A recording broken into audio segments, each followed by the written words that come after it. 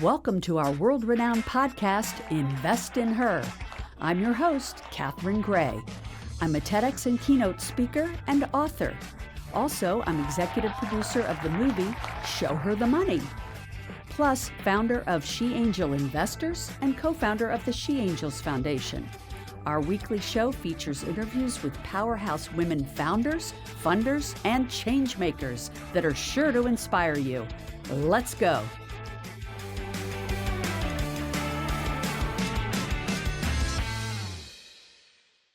Welcome to this week's episode of Invest in Her. I'm your host, Catherine Gray, founder of She Angel Investors, co-founder of the She Angels Foundation, and the executive producer of Show Her the Money movie.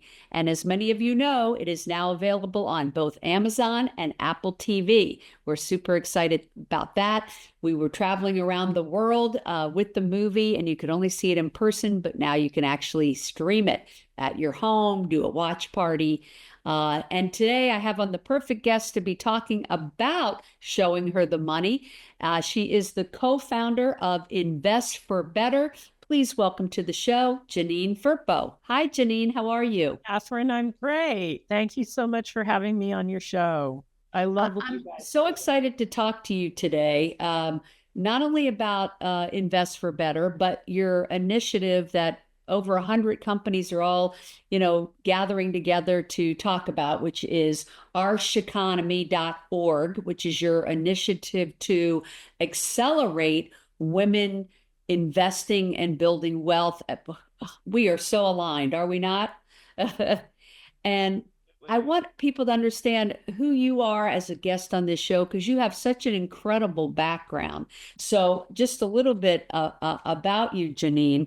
I know you've worked for Apple. You've worked high up as a senior level at Hewlett-Packard, at World Bank, and at the Melinda Gates Foundation. So let's talk a little bit about your background and how that then parlayed into you launching Invest for Better. Happy to do that. So in a very nutshell, because it's kind of a long and complicated story, I started my career in tech in the Silicon Valley back in 1981 and worked at Apple in the 80s, which was incredible.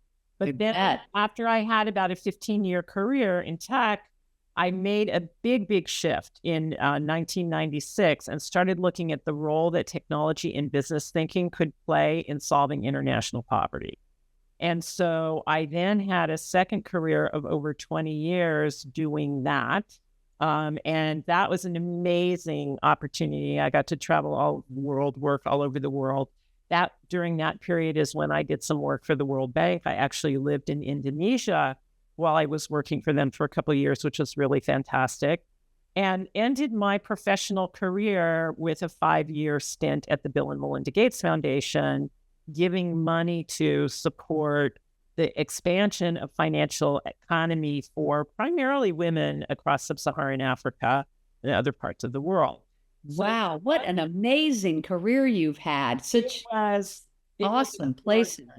Yeah, it was completely unexpected and really extraordinary too. A lot of hard work as well. So not to underestimate the level of effort involved, but because of the work I did, I lived in the Bay Area and I was sort of a social entrepreneur before that was really an idea. And I got involved in a lot of the conversations that were happening here about what became known as impact investing, which is looking at how you can invest your money in ways that are good for you financially and good for the world. And isn't it so interesting how people think those are exclusive of each other? Like, a lot of people don't, especially women, don't seem to understand it. You can invest in things that matter to you and make money at the same time. It doesn't have to all be charity. It can be investment, building your wealth through impact investing, right? 100%. 100%. You do not have to give up financial return.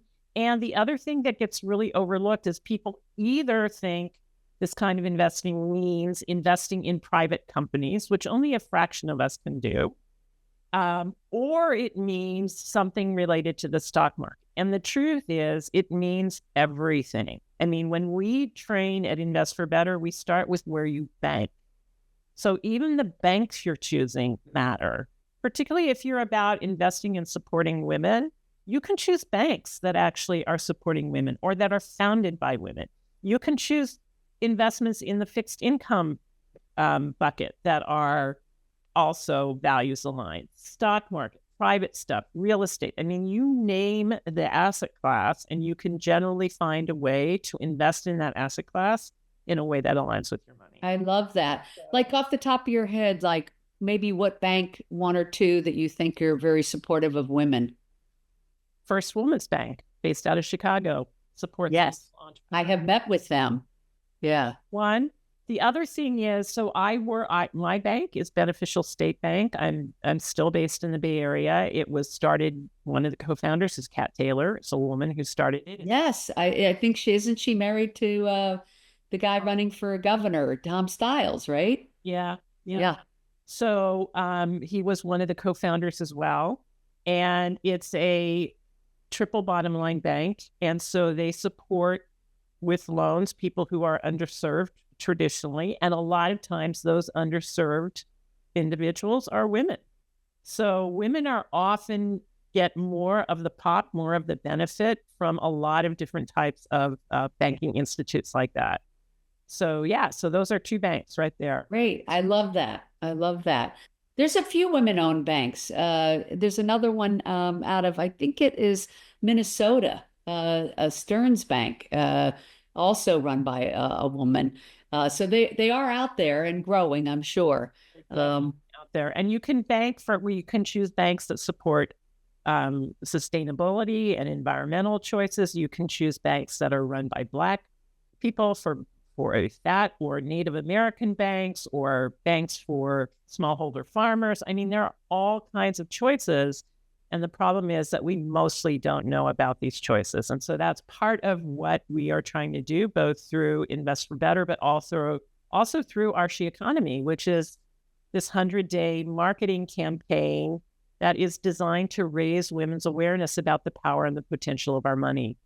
Since we're going through this huge wealth transfer that probably a lot of people have heard about, by 2030, which is 4 small years away, we're going to control over 40% of the money in this country. And if we start stepping up and really taking agency over that money and investing it in ways that align with our values, we have the potential to change the economy. Because yes, and I think women are very cognizant of wanting to use their money for the greater good. That's why we're so great at giving to charities, but getting them to realize and understand and educate themselves about alternative assets that they can actually invest in and make a difference, as as well as charity. That, I think, is the key to where does that trillions of dollars that are changing hands into the hands of women, how do we impact that? And that's why I love what you're doing with She Economy, which is your 100-day challenge to get women thinking a little bit differently about how they're investing their money.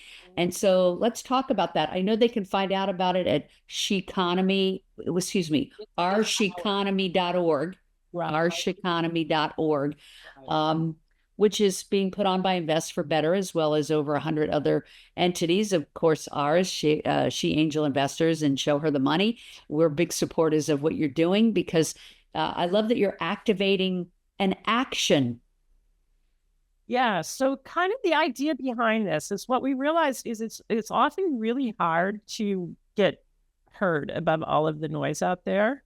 And there are so many women-led organizations in the financial services area that are really doing things differently that I want women to know about. And so the idea was, wow, if we did a campaign that was big enough for all of us to fit underneath it, could we raise more boats that way? And so that's what we did. And so the primary theme, the question that we asked, and the background that you're seeing behind me is part of this. The question that we asked was, what would the world look like if women had been equal parts of the economy for the last 100 years? How would that look? And we came up with a series of headlines that are backed by data that describe it. And one of the things that would change is we would have way more livable cities. So this city that I'm sitting in, it's green, it's walkable, it's friendly. But we would also not be having live shooter drills in our kids' schools. Women would not have to be afraid when they walk at night. Men would live as long as women do. Cervical cancer would have been eradicated. There are so many things that, to a lot of the work that you do, half of the Fortune 500 companies would have been founded by women. So we created this alternate reality that is plausible. Based on data, it's plausible. And the goal with the campaign is to, one, wake women up to the fact that, you know what, we can create this. This doesn't have to be a plausible future. It could be the real future if we start thinking about what we're doing with our money differently. And then also to give them steps that they can take to start moving toward that. So every week of the 14 weeks of the campaign has a different theme. We start really simply with things like, well, what's your money for? Just some contemplation about that, and then starting to have some conversations with family about money.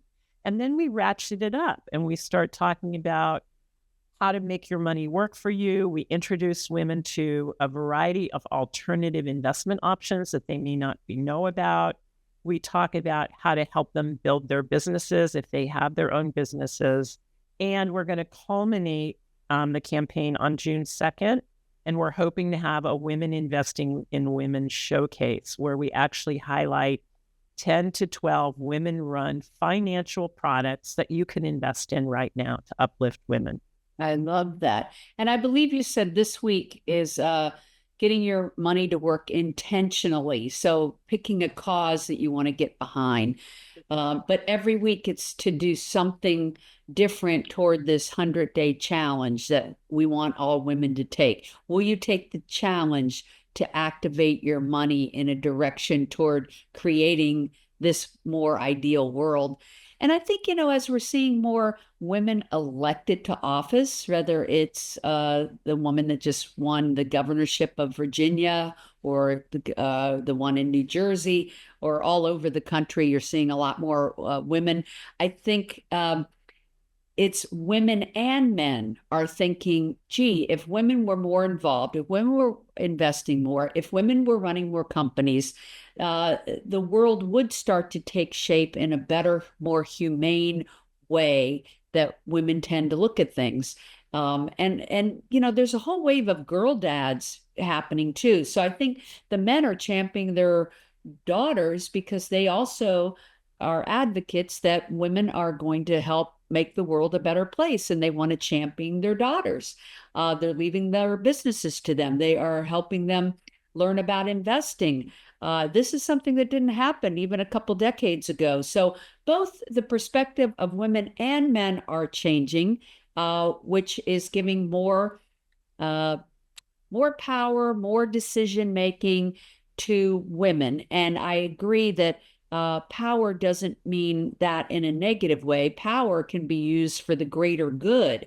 And so I think that's what women use power for. And it's very powerful to be an investor deciding what are the future products and services and how is the country run. And women need to have more of a say-so in that. So I love this 100-day challenge that anyone can jump in and join. They can hop on over to oursheconomy.org and check out how they can participate, right? Absolutely. Yes, they can. And we encourage them to do so. And I mean, you're so right about this really being around men and women. I mean, not every company that's on archeconomy.org is actually women-led. Most of them are, but there are some male-led ones there too. And this is really about making the world better for all of us and working in collaboration. We need men. We need that sensibility. I was just talking to somebody earlier today who was talking about the fact that there is actually research that's been done around the psychology of men versus women. And our psychology is different. The way we think is different. Women have shied away from investing because we haven't been taught that it's something for us. When we do invest, we tend to outperform men. We do better as entrepreneurs, as you know. It's really, women get more excited. They don't really get excited about investing because it's usually presented as such a numbers game. It's like, well, here are the numbers, here are the facts, here are the, it's like women's eyes just glass over. I've had so many women tell me, like, I don't do spreadsheets. I don't know. But when you start talking about, well, let's talk about what your money is doing, what's possible with it, the kinds of things you could support, that begins to completely change the conversation. So I'll give you some examples because I think this gets way more tangible when you talk about examples, right? So if I look at my own portfolio, we already talked a little bit about bank. I've left all the big banks. All my cash is in banks that I believe in, banks that are serving women, banks that are doing more for the environment. I also buy bonds. And when she was alive, my mother used to give as charity to the Hewlett-Packard, she gave to a hospital in Palo Alto that was for children's hospital for terminally ill children and their families and the support of them. And they had a $50 million bond to improve their facilities. And I bought that bond. So by buying into that bond, I'm getting a great return. I'm getting over 5% on that bond. And I'm supporting something that not only is a great thing, but it's something that really speaks to my mom's legacy for me as well. So there are ways, and when we do bonds, when we do fixed income, we can think about municipalities and supporting cities and clean water. We can do the same in the stock market. My money in the stock market is all invested in things that are more sustainable and equitable, and so on down the line, right? So there are many, many ways that we can make these choices without giving up financial return. Yes, and make money while doing good, as Marcia Dawood would say. Exactly. And I know we know each other through Marcia and through Sue Baguette, another two amazing trailblazers in this space. And there's so many women leading this charge, and it's really exciting because, like you said, you have over 100 organizations involved in this initiative, which is just great. And I think this is a very powerful thing that you're doing. Invest for Better is something that people could also look into. Absolutely. So it's investforbetter.org. And Invest for Better was founded about 5 years ago with the goal of teaching women these skills. And so twice a year in February and in September, we run cohorts of women through what we call circles. So circles are small groups of 8 to 20 women who go through a 7-part course, a facilitated curriculum, where they start to meet with other women and talk about money. And we teach them these things. We teach them what they can do in these different asset classes. We teach them about different tools they can use and different ways they can see these things. We help them think about their financial advisors if they want one. And so it's really a course that's open to anyone who already is an investor, wants to be an investor. This is about investing. So we're really focused on not the women who are still struggling with debt, who don't really have enough capital. There's a lot of people out there that's helping them. But there's this group called the missing middle. And these are the women like you and me who have some capital, who maybe are starting in their careers. They're maybe doing a little investing through a 401k. They maybe are growing their wealth. And they're like, what can I do besides an index fund in the stock market? This is really for us. Women who have been talked down to by financial advisors, women who are just patted on the head and told, well, just put everything in an index fund, you'll be fine. And who are not really being talked to intelligently about the different options that we have. And so that's really... And, this is one of the reasons that we made our movie is I think you're right that it is hard to talk to women about just number crunching. And so we have found it has been very effective to tell it in an engaging storytelling kind of way. And that's why I love also what you're doing with the Sheconomy initiative, because I think you're giving them a tangible thing to participate in. And I think that's more women's style, other than, just number crunching, like you said. They tend to be more human driven. Like I think storytelling is very important with women.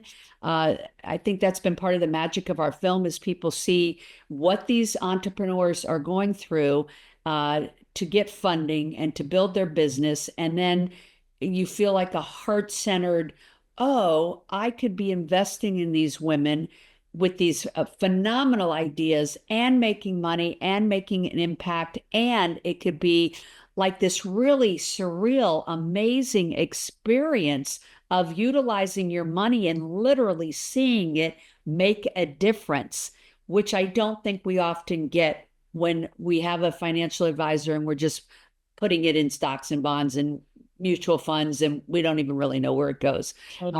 So it's like taking a hands-on approach. And I think if women are approached that way, they're going to see investing in a whole new light. And that's what I love about what you're doing. I want women to check out oursheconomy.org to see how they can start activating their power, because with this huge transfer of wealth, it's so important that we use that money wisely to build wealth, but to also make a tremendous impact. There's so much power in that. And that's why I love that you're doing something that actually says, here's a step you can take to get started. Well, and the other thing is, you're right about all of that. The other thing is that makes women unique in this space is community. So your films, when they're being shown, they're shown in community.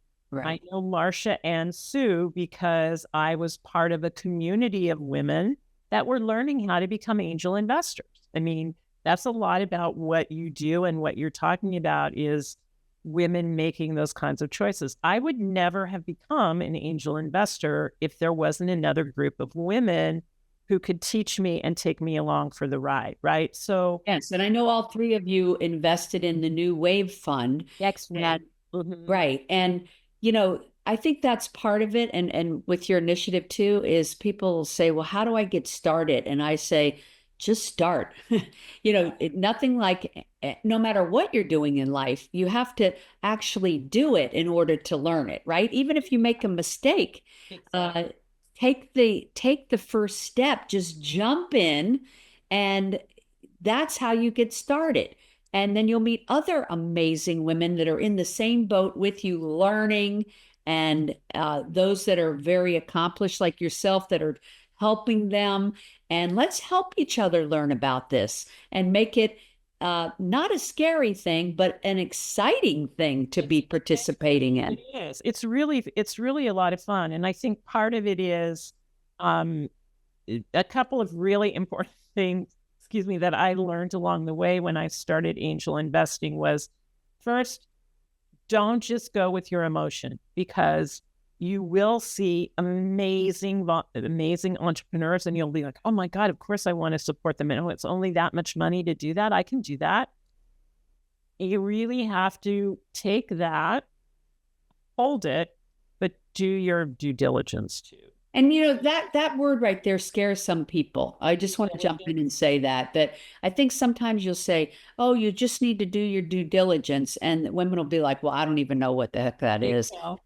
And that's why I am a big fan of venture capital, because I do think, and I take it, this is probably how it was with your New Wave Fund that was your first entree into this, is that with a fund, it's kind of like a mutual fund. You have general partners, that are vetting it for you, doing the due diligence for you, finding the deals for you.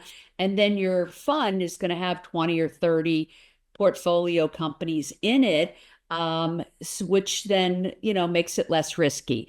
I'm a big fan of venture capital for that reason. I think angel investing you should do once you know more about what you're doing, or if you are a person that knows how to vet companies or do due diligence. But putting all your eggs in one basket is a little scary. And it's interesting that is normally the first thing people will do is angel invest rather than invest in a fund. But I would strongly suggest start with the fund. Dollar figures, right? So a lot of funds have pretty high minimums. that are beyond many people's opportunity. But there are funds out there that will take a 10K or 25K. Yeah. And that's what was great about the Next Waves Impact Fund, and what came before it was something called Rising Tide. What was brilliant about that model was that in the Rising Tide, both of them, you raised basically $10,000, you put in $10,000. And as a result of that, you ended up having a portfolio of about 10 plus companies. So you did get a portfolio. But if you wanted to, you could actually learn along the way. So when you could be part of the pitches, and then after the pitch, you could be part of a conversation with experienced angels who talked about, well, what they liked or didn't like in that pitch, what they would want to know more. Right. Decided that they were going to pursue some due diligence on that company. You could be part of that diligence team so that you could actually learn, well, what is this due diligence? And you could learn as you went. So Pipeline Angels lets you do that. Portfolio lets you do that. So there are some groups out there. There's another one called, I really have to remember this one, Girl Math. There's a group of, so I met these young women. They were friends at Vanderbilt, and they all graduated and they went off their separate ways, and they started talking to their male colleagues and realized that their male colleagues were making more money than them, and their male colleagues were also doing this thing called investing in private deals. And they're like, what? So their male colleagues were angel investing, and these women like, what is that? And so they started Girl Math Ventures, and they now have a community of women who are coming together and investing together. So this is the way I think you can do the angel thing at a much lower entry point, and do it in a way where you can learn. You put money to work that you can afford to lose, because it is risky and you will screw up 100% and you will lose money. Absolutely. That's all going to happen. And that happens too sometimes when you invest in the public market, Yeah, it can be it's fun when you do it with other women.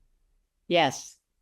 When you do it. And there are groups out there that help you do that with other women and help you learn, so that due diligence doesn't become scary. It's like an adventure that you're taking, and you're with women who are more experienced than you.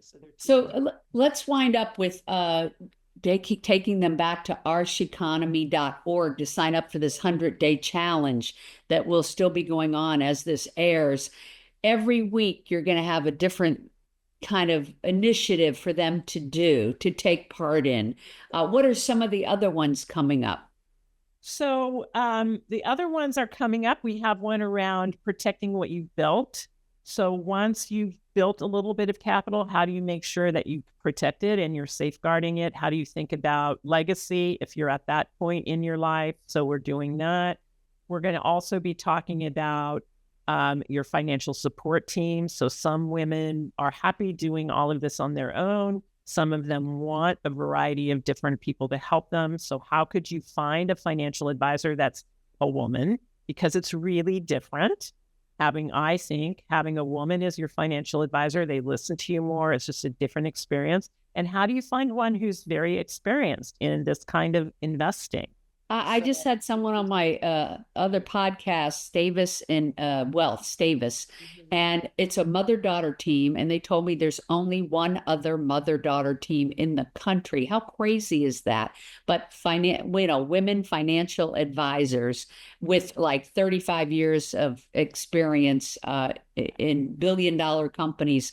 Like, isn't that who we want in our court? Guiding us as women into this new entree, with this big transfer of wealth, making sure that this money is used for the greater good and to build wealth for future generations. And you were telling me about some statistics that are, they're just inevitable. Why don't you mention that? Well, actually, one of the other things that we're doing is, so we're having some live events.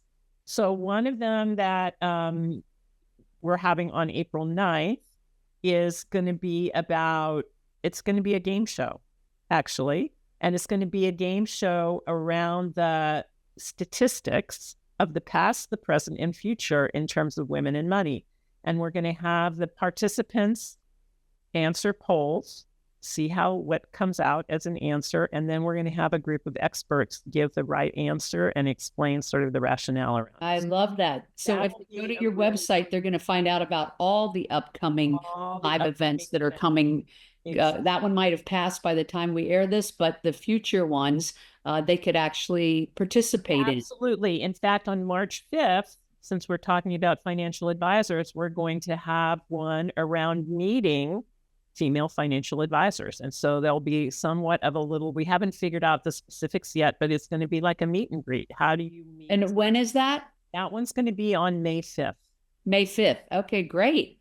Yeah. Well, I mean, everything you're doing sounds amazing. Every woman listening should be taking the 100-day challenge and going to your events if they're in their city, and just participating in this amazing initiative, because I want you to tell people, if we don't do initiatives like this, it will take, is it 100 years to create gender equity in wealth? And we don't want to wait 100 years, do we, ladies? No, we don't. And just because I know your podcast lived for a while, if somebody is coming to this after the initiative ended on June 2nd, 2026, the website will be there. All of the challenge will be there, and you can still go through the process, even if the actual live part of it is all come to an end. I love that. Janine Firpo, are you on LinkedIn? I take it? I am on LinkedIn. Yes, I am. I'm on LinkedIn, where I'm more active, and I'm on Instagram, where I'm like once in a while. Yeah. So look up Janine Firpo on LinkedIn. Of course, you can find me, Catherine Gray, with an A as well. And please visit our websites. They are rsheconomy.org and investforbetter.org. You can also visit our movie, showherthemoneymovie.org. Of course, check it out on both Apple TV and Amazon. And we have sheangelinvestors.com to also provide you lots of free resources. Thank you, everybody, for tuning in. Janine, thanks for being a great guest. Thank you so much for having me. It was a pleasure. Make it a great week, everyone.